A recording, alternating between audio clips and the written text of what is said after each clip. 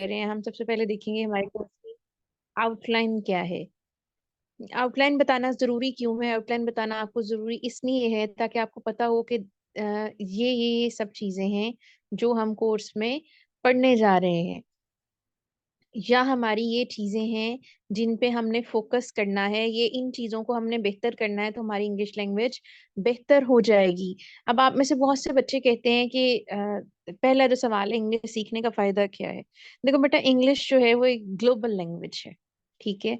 अब global language कौन सी language होती है? ऐसी लैंग्वेज जिससे पूरी दुनिया के लोग जिसमें कम्युनिकेट करते हो। आप कहीं भी रह रहे हैं, आप जर्मनी में हैं, अमेरिका में हैं, कनाडा में हैं, आप पाकिस्तान में हैं, आपको लोगों से कनेक्ट होने के लिए एक लैंग्वेज की जरूरत पड़ती है। वो कौन सी लैंग्वेज है जो कि पूरी दुनिया के लोगों में कॉमन है?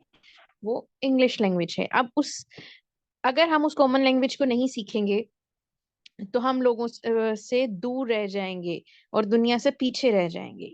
इसीलिए हमें इंग्लिश सीखनी है। आपको पता है, ऐसे लोग भी मुझे मिलते हैं जिनका अपनी फील्ड में इतना ज्यादा एक्सपीरियंस है कि हम लोग वो इमेजिन नहीं कर सकते, लेकिन वो क्यों पीछे हैं? क्योंकि उन्हें इंग्लिश नहीं आती। उन्हें पता ही नहीं हमें इंटरनेशनल क्लाइंट को कैसे रीच करना है। अच्छा जी, अब हम देखते हैं हमारे कोर्स आउटलाइन में होगा क्या क्या चीजें हम पढ़ेंगे। अच्छा, unlike to the all other platforms, आप कहते हैं आप तो यूट्यूब से भी इंग्लिश सीख सकते हैं, आप यूडेमी से भी सीख सकते हैं, आप पास बहुत सारे रिसोर्सेज हैं, आप किताबों से भी सीख सकते हैं। तो आप सीख क्यों नहीं पाते? जो सबसे पहला इशू है, यूट्यूब पे जो सारे कोर्सेज पड़े हैं वो किसी भी पाकिस्तानी के नहीं है। ठीक है, अगर हैं भी तो वो इस काबिल नहीं है कि आप उन्हें पढ़ के इंग्लिश सीख सको। उससे आपका एक्सेंट वगैरह हर चीज खराब होती है। Another thing is, all the Britishers, American, Canadian or the Indians, they aren't aware कि पाकिस्तानी स्टूडेंट को क्या इशू आते हैं या पाकिस्तानी एक्सेंट क्या है। किसी को नहीं पता ना कि हम पाकिस्तानी बोलते हैं तो हम डिफरेंट वेज को, सर्टन डिफरेंट तरीकों में, सर्टन वेज में एक लफ्ज को किस तरह से यूज करते हैं या किस तरह से बोलते हैं। दैट्स व्हाई आपको जरूरत है एक ऐसे बंदे की जिसने खुद स्ट्रगल की हो एक लैंग्वेज को सीखने में। ठीक है। अब फिर कल्चरल चेंज आ जाती है कि आपका कल्चर क्या है, बाहर का कल्चर क्या है। तो उस कल्चर का डिफरेंस जब आता है ना, तो उस कल्चरल डिफरेंस को भी आपने कवर अप करना होता है। और वो हम इंशाल्लाह सारी चीजें इस लेक्चर में सीखेंगे। सिर्फ ये नहीं होगा कि इस लेक्चर में हम आपको, मैं ये पढ़ा दूंगी कि आपने इंग्लिश कैसे बोलनी है, या मैं आपको ग्रामर पढ़ा दूंगी। नहीं, हम हर चीज सीखेंगे कि किस सर्टेन कॉन्टेक्स्ट में भी आपने लैंग्वेज कैसे इस्तेमाल करनी है।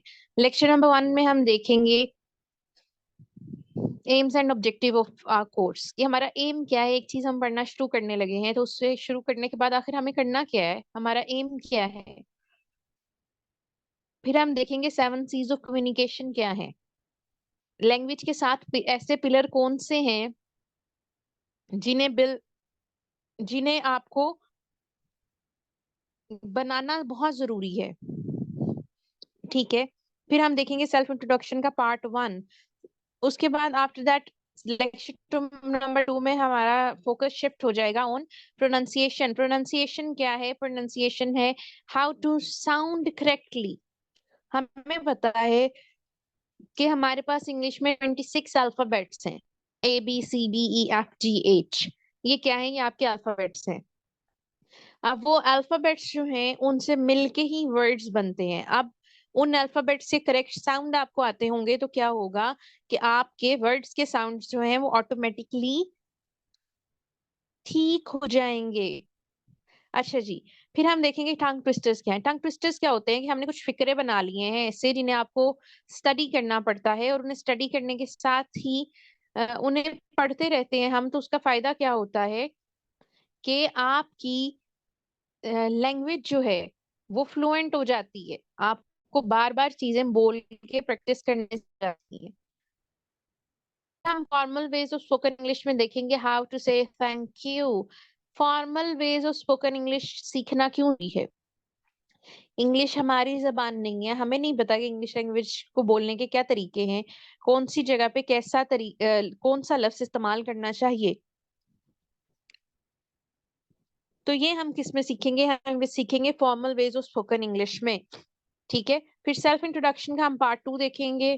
प्रोनाउंसिएशन एक्सरसाइज में हम साउंड ऑफ वर्ड्स करेंगे। आपको से कुछ मैं वर्ड्स दूंगी, उनकी आपने प्रैक्टिस करनी है। उससे क्या होगा कि आपकी इंग्लिश कम्युनिकेशन बेहतर होती चली जाएगी, आपकी वोकैबुलरी इंक्रीज होगी, आपको नए लफ्ज सुनने को देखने को मिलेंगे। लेक्चर नंबर 3 में हम देखते हैं इंग्लिश कम्युनिकेशन। हम पार्ट्स ऑफ स्पीच को देखेंगे। पार्ट्स ऑफ स्पीच क्या है, इंग्लिश लैंग्वेज में उनका यूज क्या है। हम टंग ट्विस्टर्स को देखेंगे। Formal ways of spoken English में हम देखेंगे हाउ टू से welcome as an answer to gratitude, or as an answer to or as a hospitality gesture. After that, we will study sounds of words as well. In lecture number 4, we will talk about English grammar in use. We will study noun, pronoun, and verb, and also their use in spoken English. And we will also study tongue twisters. After that, in formal ways of spoken English, we will discuss how to accept something in a formal manner, or what are the ways to say yes. Formal ways हम क्यों सीख रहे हैं, ताकि for example अब आपने किसी 3 different बंदों का अलहदा अलहदा थैंक यू करना है, तो आप अगर सबको थैंक यू कहेंगे तो वो कितना बुरा लगेगा। रादर मैं क्या करूंगी, अगर एक बंदे को मैं कहती हूँ मच ओब्लाइज्ड, एक बंदे को मैं कहती हूँ थैंक यू सो मच, एक बंदे को कहती हूँ आई ओ यू वन, तो वो जो मैंने एक simple thank you thank you thank you सबको कहा था, उससे ये कितना डिफरेंट है और ये कितना बेहतर लगेगा। एक अच्छा कम्युनिकेटर वो होता है जिसे पता हो कि उसने एक बात को डिफरेंट वेज में कैसे करना है। आपको पता है कम्युनिकेशन भी एक आर्ट है, और कम्युनिकेशन जो है, अच्छा बच्चों एक आपको मैं यहाँ क्लियर कर दूं, कम्युनिकेशन जो है वो सिर्फ बोलना नहीं है। ठीक है, बहुत से लोग मैंने देखे हैं, बहुत से लोग वो अच्छे लिसनर नहीं होते। कम्युनिकेशन जो है वो टू वे ट्रैफिक है, कि आप जितनी बेहतर तरीके से उसे सुनते हैं उतना बेहतर तरीके से आप उसे बोल सकते हैं। ये वो लोगों के लिए जिन्हें मैं बार बार कहती हूँ कि आप लेक्चर की रिकॉर्डिंग सुने, तो वो कहते हैं फायदा क्या होगा उससे, आपकी सिर्फ स्पोकन नहीं होती बल्कि एज वेल एज आपकी लिसनिंग एबिलिटी भी बेहतर होती है, और लिसनिंग जो है वो हमारे कोर्स में इंक्लूडेड है।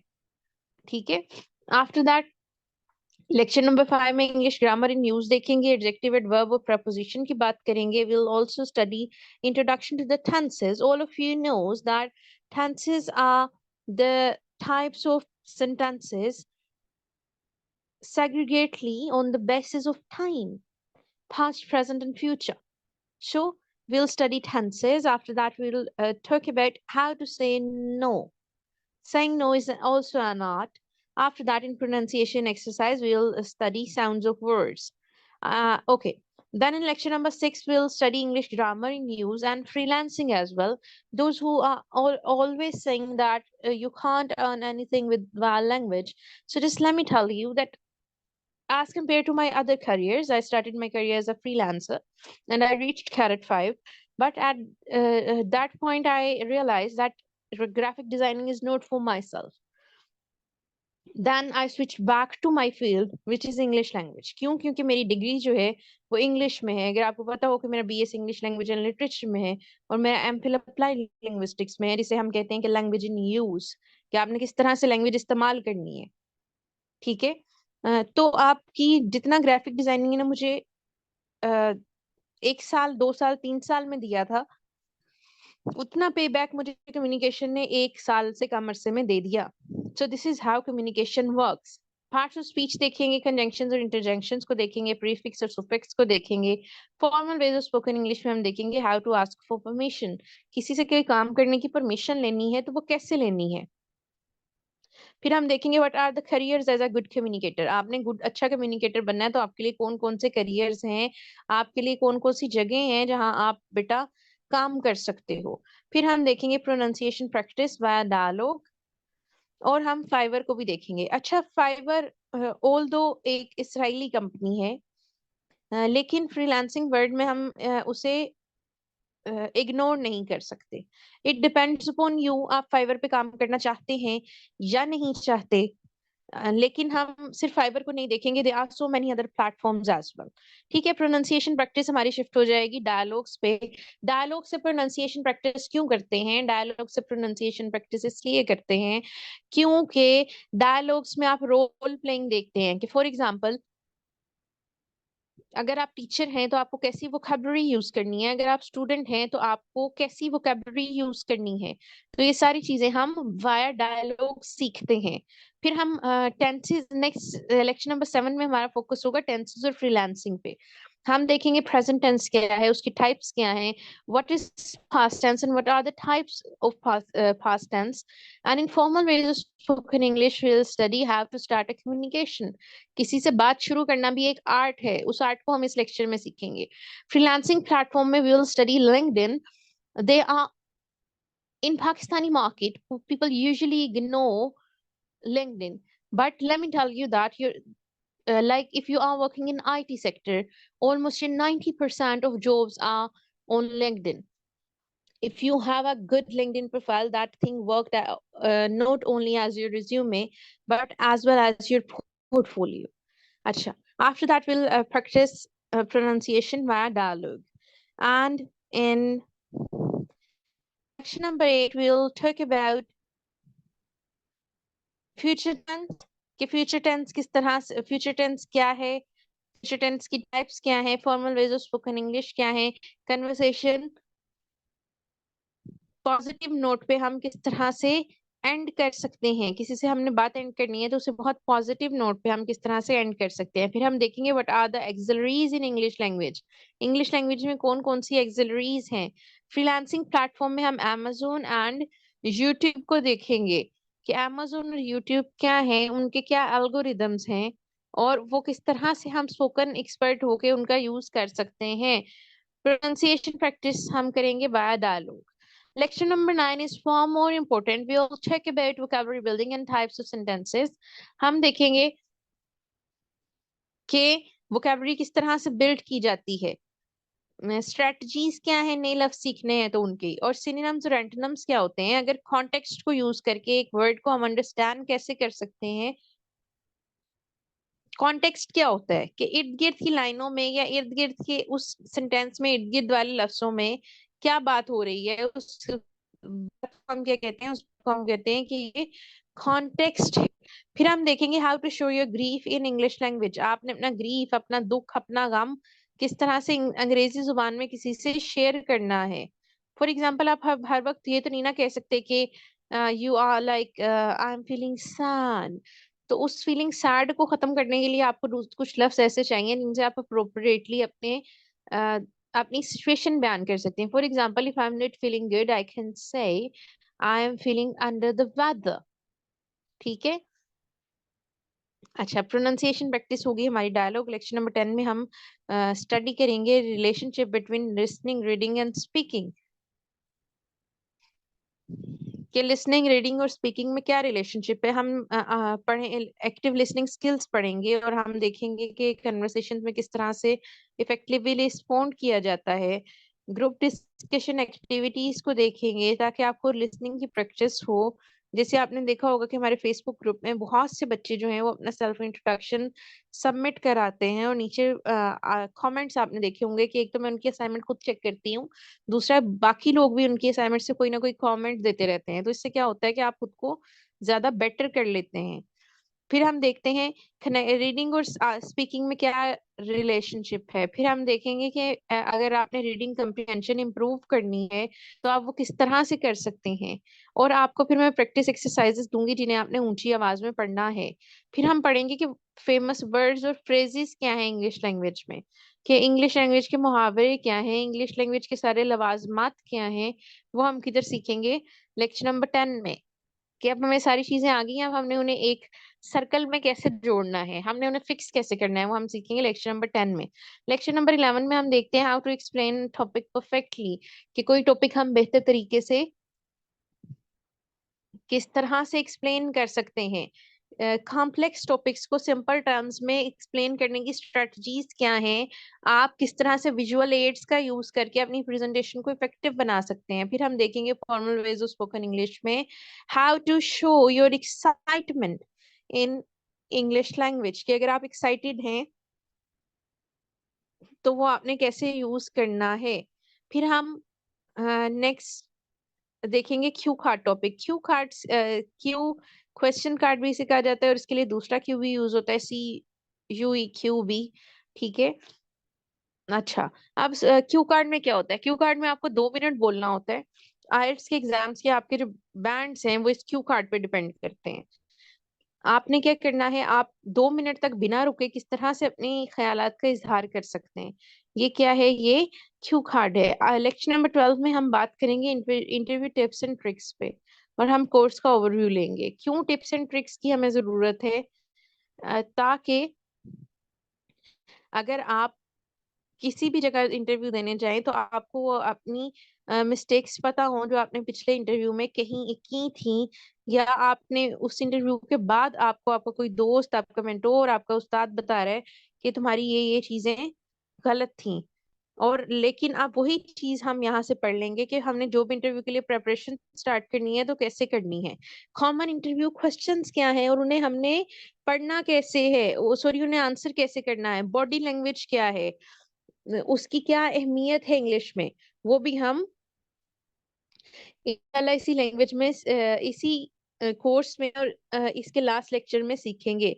फाइनल प्रेजेंटेशन होगी, कोर्स ओवरव्यू होगा, और आपको नेक्स्ट स्टेप में बता दूंगी how to improve English language. ठीक है। अच्छा, अब क्या है, आपकी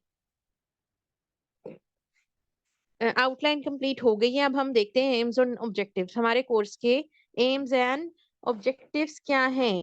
आपके कोर्स का पहला ऑब्जेक्टिव है, एम क्या है, हमारा सिखाने का मकसद क्या है, आपका सीखने का मकसद क्या है, कि आप कम्युनिकेशन स्किल को डेवलप कर लें। उसके बाद हम देखते हैं कि प्रोनाउंसिएशन और इंटोनेशन जो है आपकी, वो ठीक हो जाए, ताकि आपको गैप्स देने आ जाएं। वोकेबलरी की एक्सेसिव रेंज को डेवलप करना है ताकि हमारी एक्सप्रेसिव रेंज बढ़ सके। एक्सेसिव कहते हैं बहुत ज्यादा, ठीक है, तो उसे हमने इम्प्रूव करना है अपनी एक्सप्रेसिव रेंज बढ़ाने के लिए। एक्सप्रेसिव रेंज क्या होती है? कि एक बात आप कितने मुख्तलिफ तरीकों से कर सकते हैं, आपकी रेंज ऑफ एक्सप्रेशंस क्या है। जिस तरह अगर मैं कह रही हूँ यू आर लुकिंग सिक, तो उसका एक क्या मतलब है? उसका मतलब होगा कि तुम बीमार लग रहे हो। लेकिन अगर कोई बहुत खूबसूरत लग रहा है और मैं उसे कह रही हूँ यू आर लुकिंग सिक, तो उससे क्या मतलब होगा? कि तुम बिल्कुल फ्लॉलेस और बहुत ज्यादा खूबसूरत लग रहे हो। ठीक है। फिर हम देखेंगे आगे हमारा क्या पर्पस होगा। हम लर्निंग लिसनिंग कम्प्रीहेंशन को बूस्ट करेंगे। मसला क्या है हमारा, कि जब हमारा दिमाग कोई बात सुनता है ना, तो वो उसे इंग्लिश में समझ नहीं पाता, हम उसे उर्दू में कन्वर्ट करते हैं। फिर हमारा दिमाग पहले उसे उर्दू में कन्वर्ट करता है, फिर हम उसका चीज का जवाब दे पाते हैं। तो after this course you able to understand English language.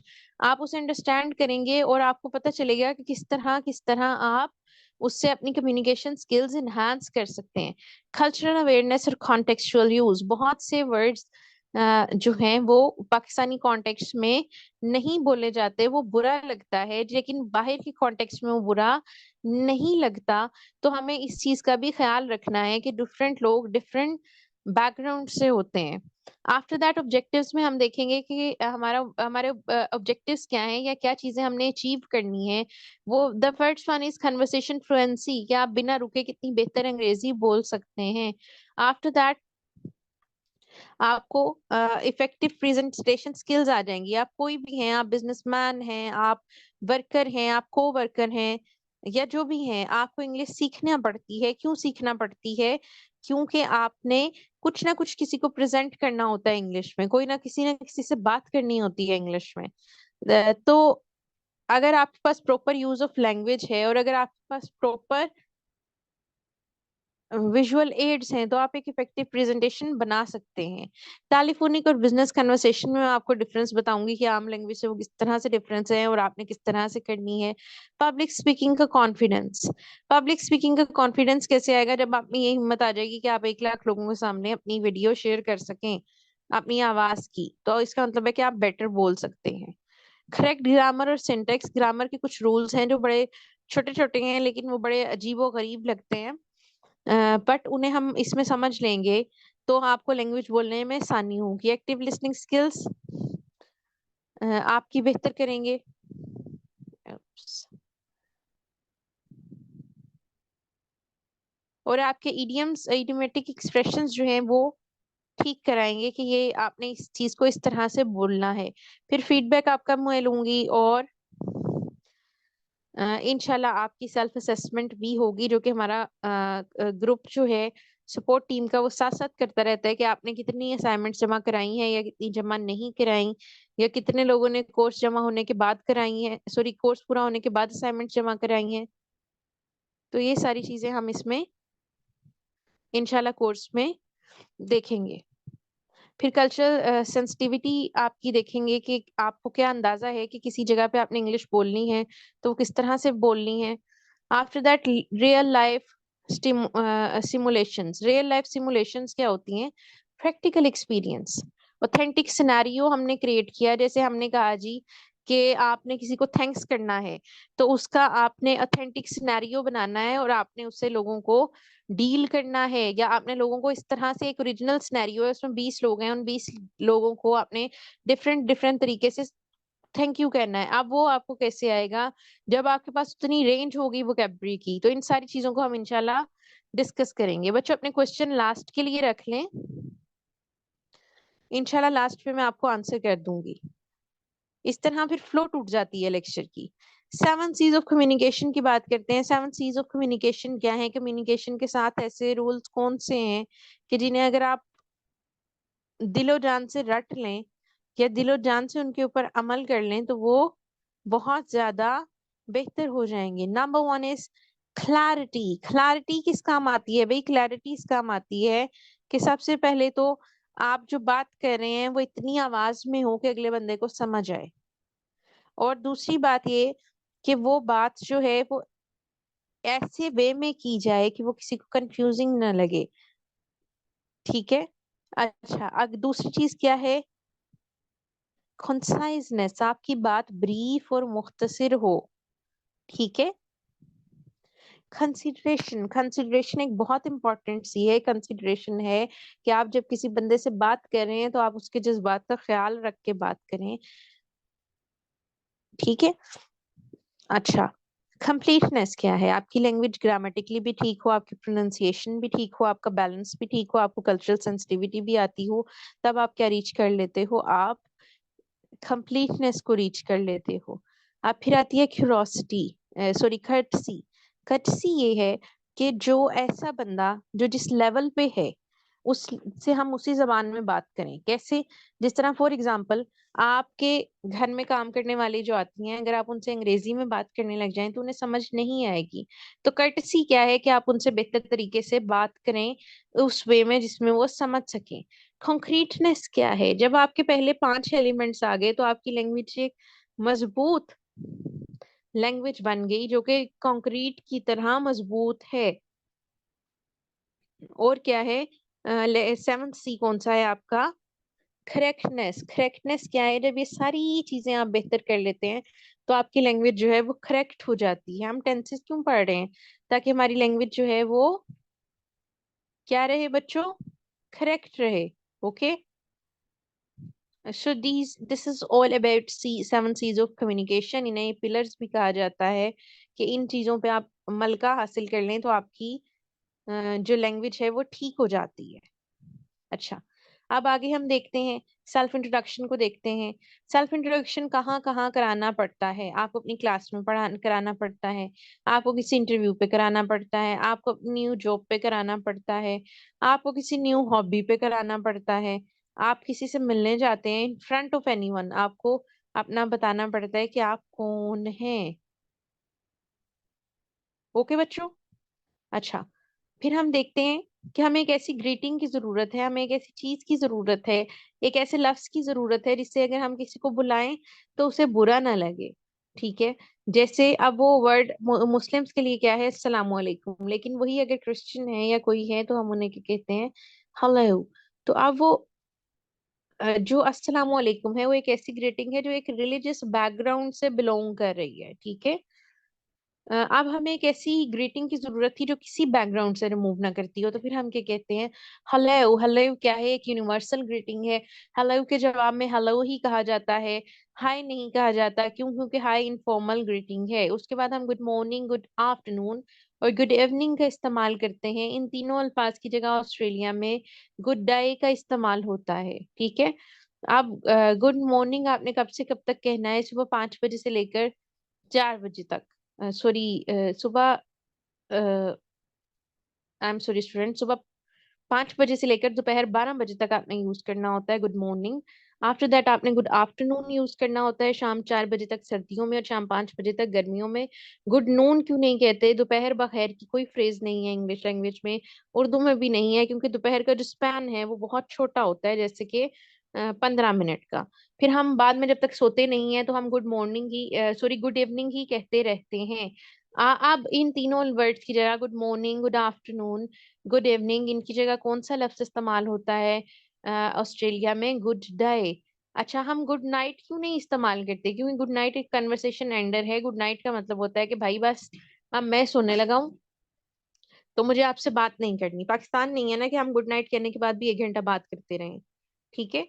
अच्छा, अब ये जब आपने अपने क्लाइंट से कम्युनिकेट करना है तो ये कन्वर्सेशंस का बहुत बहुत बहुत ज्यादा ख्याल रखना है। ठीक है जी। अच्छा, अब हम क्या कह सकते हैं? अब हमने हर टाइम ऑफिस में तो नहीं रहना, हमने हर टाइम प्रोफेशनल एटमोसफेयर में नहीं रहना, तो हम क्या करते हैं कि हम कुछ ऐसी ग्रीटिंग्स इस्तेमाल करते हैं जो कि इनफॉर्मल हों, जो कि हम दोस्तों वगैरह के साथ इस्तेमाल कर सकें। उनमें कौन सी है? Number 1 is hi, number 2 is hey, number 4 is what's up, number 5 is hiya. इसका मतलब होता है हाउ आर यू, और ये अमेरिकन स्लैंग है। व्हाट्स गुड, कैसे हो, ये भी अमेरिका का है। और ये सारी ग्रीटिंग्स यहाँ हैं, ये इनफॉर्मल हैं।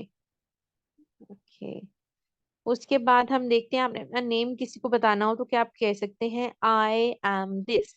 आप, अच्छा बच्चों, ये जो अल्फाबेट आई है जिसे आप आई पढ़ते हैं, इसे आई नहीं पढ़ना, इसका असली नाम क्या है? आई। ठीक है। और इसको आई क्या है? EYE आई, जो आपकी आंख है ना वो आई है। ये क्या है? This is I. आप कह सकते हैं आई एम, या आप दोनों वर्ड्स को आपस में मिला सकते हैं, तो क्या बन जाएगा? आई एम बन जाएगा। लाइक आप दो चीजों को हमने इकट्ठा कर लिया। इसी तरह अगर आपके नेम में माय नेम इज ही आ रहा है तो आप नेम और इसको आपस में मिला लें और कहें माय नेम। ठीक है। अब दिस इज कब इस्तेमाल होता है? दिस इज जो है वो टेलीफोनिक कन्वर्सेशंस के लिए इस्तेमाल होता है। फॉर एग्जांपल, आपने देखा होगा, आपने TCS फोन किया तो वो कॉल उठाते हैं और वो कहते हैं hello madam, I am this from TCS, how may I can help you. तो ये दिस इज जो है ये वहां यूज होता है। ओके।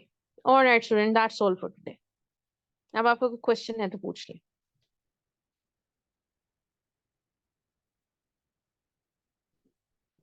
जी स्टूडेंट्स, लाइव क्वेश्चन आंसर का सेशन स्टार्ट है। किसी का